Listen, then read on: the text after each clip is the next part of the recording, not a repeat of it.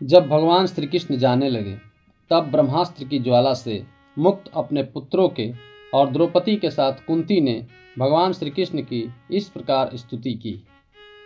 नमस्ते पुरुस्वाम त्वत्वा उद्मीश्वरम प्रकृते परम अलक्ष्यम सर्वभूतानाम अंतर्बहिर्वस्थितम माया जवनिका क्षमा यज्ञमोक्ष व्यनम न लक्ष्ये मूढ़दशा नटो नाटयधरो यथा तथाम परम हंसानां मुनीनां मलात्मनां भक्ति योग विधानार्थम कथम पश्येम हि स्त्रिय कृष्णाय वासुदेवाय देवकी नंदनाय च नंद गोपकुमाराय गोविंदाय नमो नमः।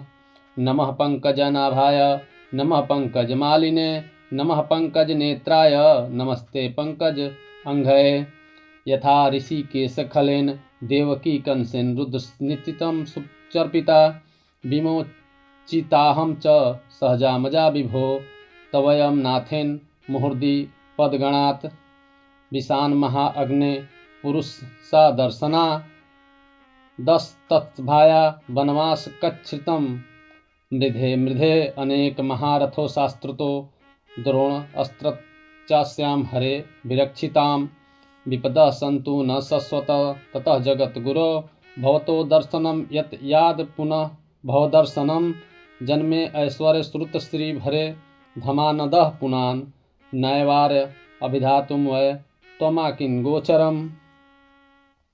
कुंती ने कहा, आप समस्त जीवों के बाहर और भीतर एक रस स्थित है, फिर भी इंद्रियों और वृत्तियों से देखे नहीं जाते, क्योंकि आप प्रकृति से परे आदि पुरुष परमेश्वर है। मैं आपको नमस्कार करती हूँ।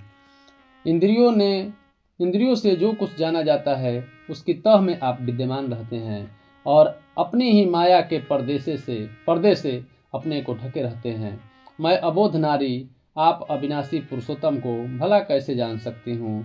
जैसे मूढ़ लोग दूसरा वेश धारण किए हुए नट को प्रत्यक्ष देखकर भी पहचान नहीं सकते, वैसे ही आप दिखते हुए भी नहीं दिखते। आप शुद्ध हृदय वाले विचारशील जीवन मुक्त परमहंसों के हृदय में अपनी प्रेममयी भक्ति का सृजन करने के लिए अवतीर्ण हुए हैं। फिर हम अल्प बुद्धि स्त्रियां आपको कैसे पहचान सकती है। आप श्री कृष्ण वासुदेव देवकी नंदन नंद गोप के लाडले लाल गोविंद को हमारा बारंबार प्रणाम है, जिनकी नाभि से ब्रह्मा का जन्म स्थान कमल प्रकट हुआ है, जो सुंदर कमलों की माला धारण करते हैं, जिनके नेत्र कमल समान विशाल और कोमल है, जिनके चरण कमलों में कमल का चिन्ह है। श्री कृष्ण, ऐसे आपको मेरा बार बार नमस्कार है। ऋषिकेश जैसे अपने दुष्ट कंस के द्वारा कैद की हुई और चिरकाल से शोकग्रस्त देवकी की रक्षा की थी, वैसे ही पुत्रों के साथ मेरी भी आपने बार बार विपत्तियों से रक्षा की है। आप ही हमारे स्वामी हैं, आप सर्वशक्तिमान है श्री कृष्ण। कहाँ तक गिनाऊं, विष से, लाक्षागृह की भयानक आग से, हिडिंब आदि राक्षसों की दृष्टि से, दुष्टों की धृत सभा से, वनवास की विपत्तियों से और अनेक बार के युद्धों में अनेक महारथियों के शास्त्रों से और अभी अभी इस अश्वत्थामा के ब्रह्मास्त्र से भी आपने ही हमारी रक्षा की। जगत गुरु, हमारे जीवन में सर्वदा पद पद पर विपत्तियां आती रहे, क्योंकि विपत्तियों में ही निश्चित रूप से आपके दर्शन हुआ करते हैं और आपके दर्शन हो जाने पर फिर जन्म मृत्यु के चक्कर में नहीं पड़ना पड़ता।